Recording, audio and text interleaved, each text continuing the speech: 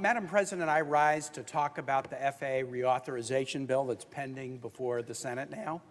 And I want to begin by thanking the Chair of Commerce, Senator Cantwell, and her ranking member, Senator Cruz, for doing something very important. It is critical that this FAA Reauthorization Bill happen. And as I look at the bill, I see many provisions that I strongly support, and I applaud the committee for their work. In particular, the committee has addressed the critical shortage in air traffic control that is incredibly important to the safety of our skies. And second, the committee dealt with a challenging issue surrounding pilot training hours, and I think came up with a solution that is going to be the right solution. So I begin with, this is a big bill with a lot of provisions, and I find much to like in almost all of it. But I rise to address the one piece of it where I am not supportive, and that is the mandate that the Senate committee version contains to add 5 slots or 10 flights to one of the most delay-prone and congested airports in the United States, Reagan National Airport, otherwise known as DCA. And I wanted to spend a little bit of time going into this issue as the senator representing Virginia, but I stand together with the support of colleagues, the senators from Maryland, Senator Van Hollen, Senator Cardin, the senator from Virginia, Senator Warner. We are filing an amendment to remove the additional slots at DCA in this provision, and I want to just explain why to my colleagues. First, just a word about DCA. Most of us know it, but maybe not all know it and can put it in the context with other airports in this country. DCA is a postage stamp of an airport. It's 860 acres. By comparison, Dulles is built on 12,000 acres. The Denver airport is nearly 30,000 acres. The Dallas airport is, I think, 18,000 acres. The DCA airport was built at a time when air traffic was not so intense, wasn't so normal, wasn't so critical to the nation's economy, and it was built on this small footprint. And everyone who's flown into DCA know there is no way to expand it. You're essentially kind of wrapped around on nearly 3 sides by water, and then on the 4th side, it's US 1 and a rail line. There's no way to make it bigger. DCA has 3 runways.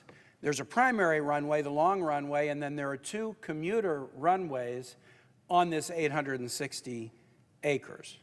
When DCA was built, and more recently, as studies have been done, the estimate has been that DCA should, on that footprint with those 3 runways, accommodate 15 million passengers a year in and out of that airport.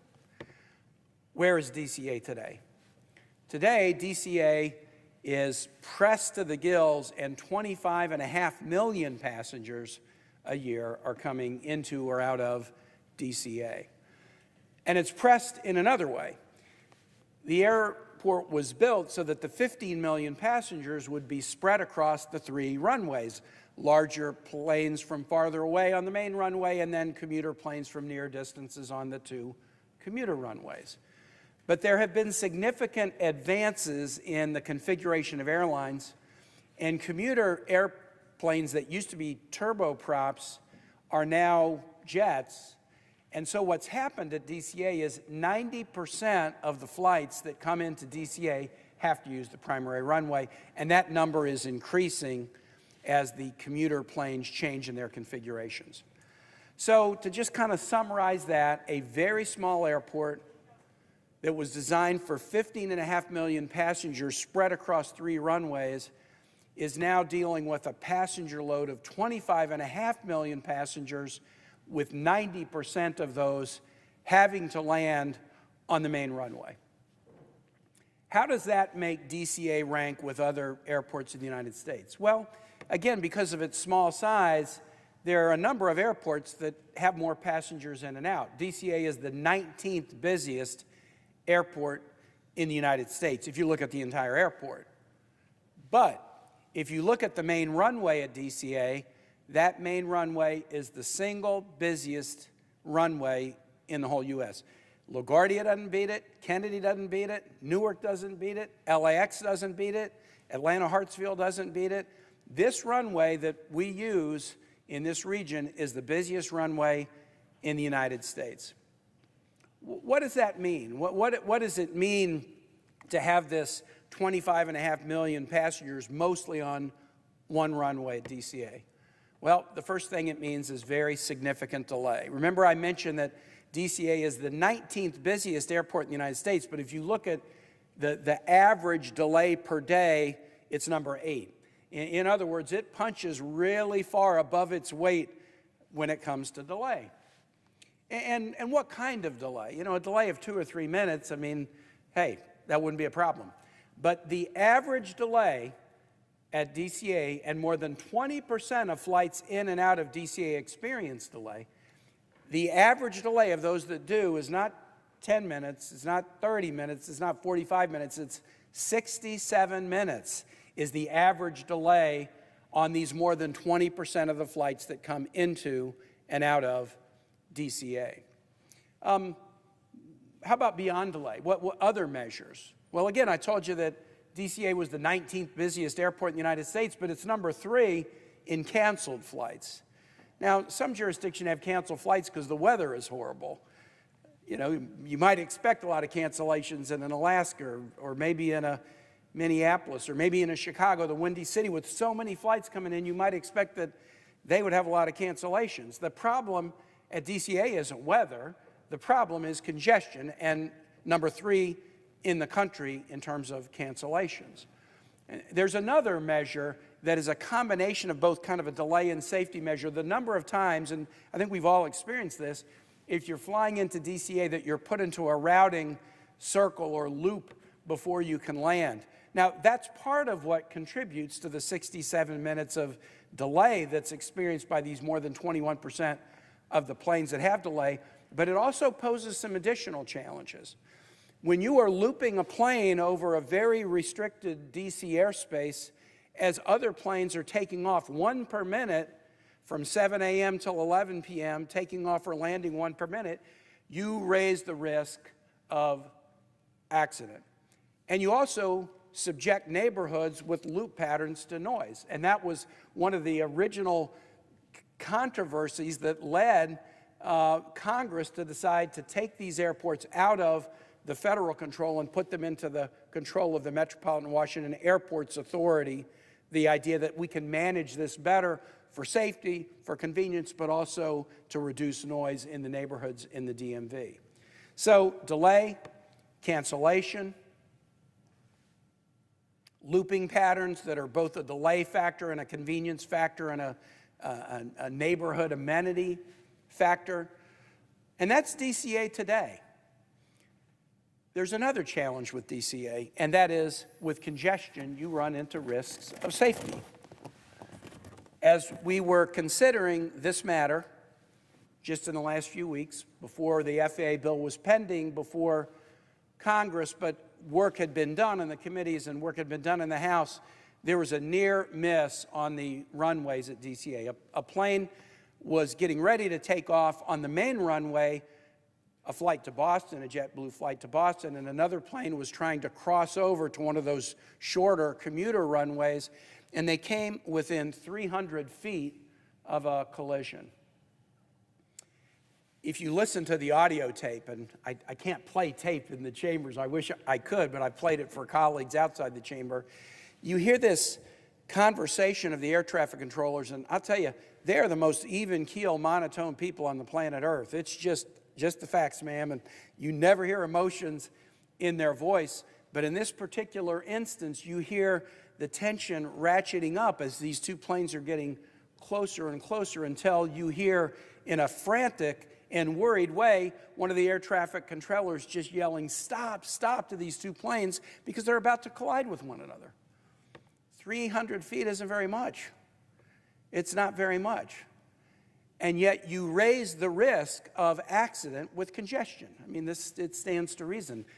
Auto accidents don't happen as often on roads that aren't congested, but when roads are congested, you run the risk of greater accidents, and that is what is happening at DCA right now before we talk about adding slots. Now, I do appreciate the fact that in this bill, as I've said, one of the things I like is the focus on air traffic controllers, because that's a key part of this, but it just stands to reason that if it's already the busiest runway in the United States, and it's already one of the most delayed airports in the U.S., and it's already near the lead in cancellations and needs of flights to loop around, it is a problem waiting to happen. And I've described this accident in the last 2 weeks as a flashing red warning signal to Congress that please do not add more flights. Don't jam more flights into this busiest runway in the United States.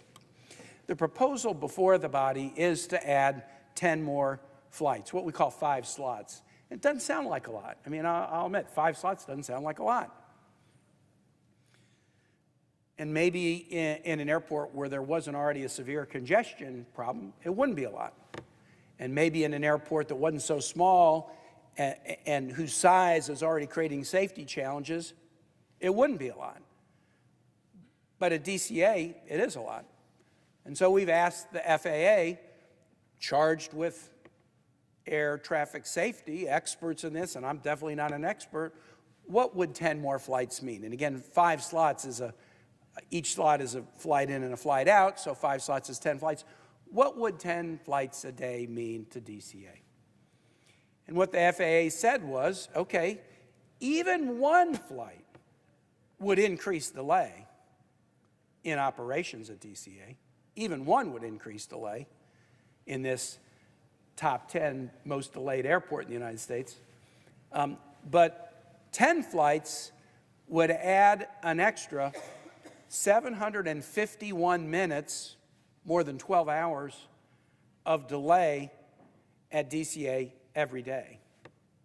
751 minutes of delay at DCA every day, and it would likely affect 183 flights.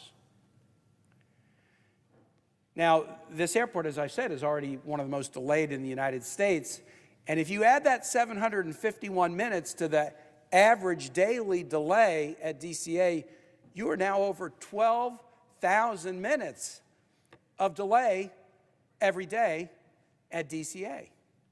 So DCA would be climbing the ladder. They wouldn't be the 8th most delayed airport. They'd be climbing the ladder and really cement their place in the top 10 or bottom 10, depending on how you would want to look at it. You all know that delay is bad. You don't want to arrive at a location late. Already 67 minutes is the average. It would increase. It doesn't increase by average. Some would increase by a lot, some by a little. But remember that delay also has a compounding effect. If you're late leaving delayed by 67 minutes and then some, then you might miss a connection or two.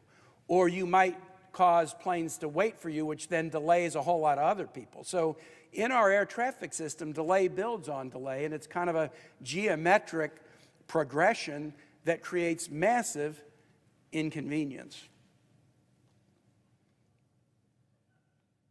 The argument that we are making, those of us who are in this region, is we're not on the Commerce Committee. We weren't involved in the negotiation. We made our intentions known. We've made them known for a very long time, and the intentions that we've made known are that this is already an overburdened airport with the busiest runway in the United States, and there are both passenger convenience and safety reasons to not do this.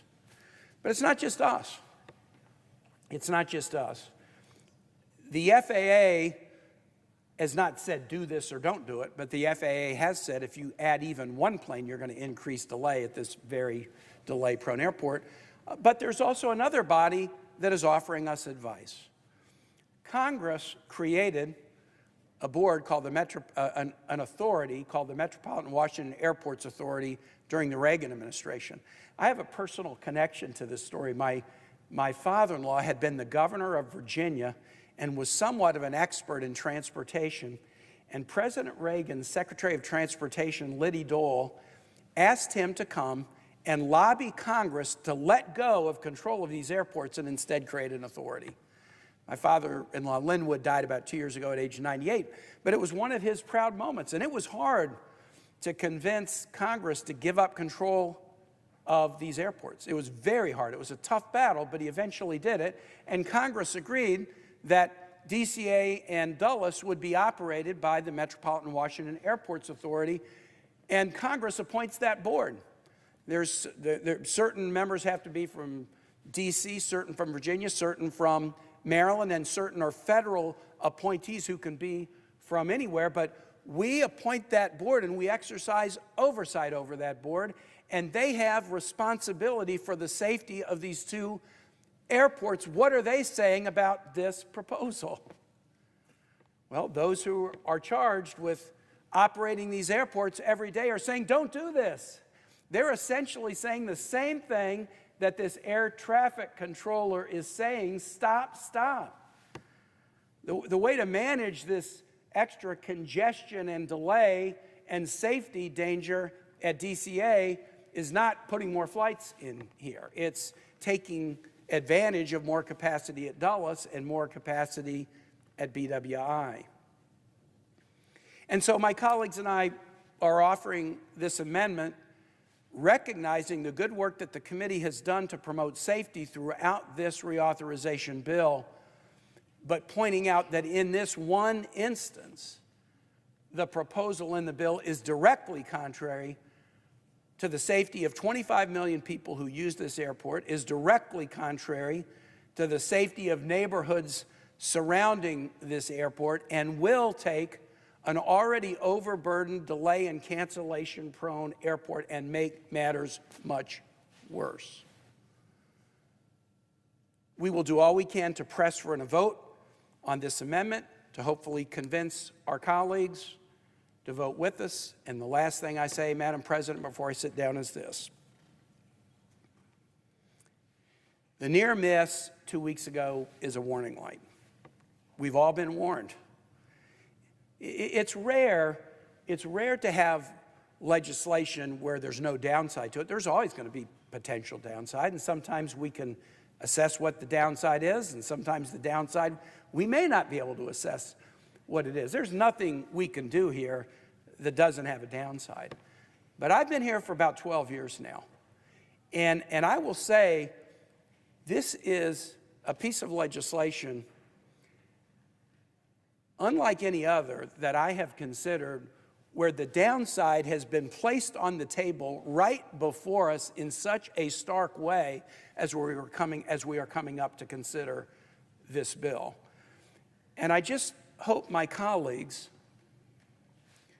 will see the warning for what it is, will heed the advice of the FAA, will listen to those that we've empowered to operate this airport. If they're telling us this should not be done, and if it's done, you can increase risk of something bad happen, we should listen to them. We should listen to them. The one last thing I'll mention, because it's often relevant in bills like this, is, well, if we were to make this change and accept the amendment and strip away these 10 additional flights, are we going to cause problems over on the House side? You know, we had this debate about the FAA reauthorization. We have this debate about appropriations bills all the time. Okay, we know the FAA bill reauthorization needs to be done by the end of next week. If we were to strip out the 10 flights, are we going to have problems over on the House side? And the answer to that is no, because the additional slots were only included in the Senate bill. The House considered the same proposal and rejected it in committee.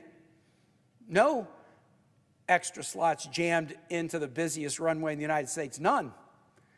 Now, some didn't like that, and so on the floor of the House, they offered an amendment to add these 5 slots, 10 flights, and the amendment failed.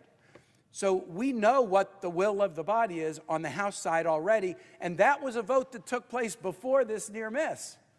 My surmise is if they were against it before the near miss, they're going to be even more against it after the near miss. And so we needn't worry that if we adjust the bill before us to take this out, that there's going to be a danger on the House side of compromising the bill and causing us to miss the deadline on the reauthorization. And with that, Madam President, I appreciate the attention of the body and yield the floor.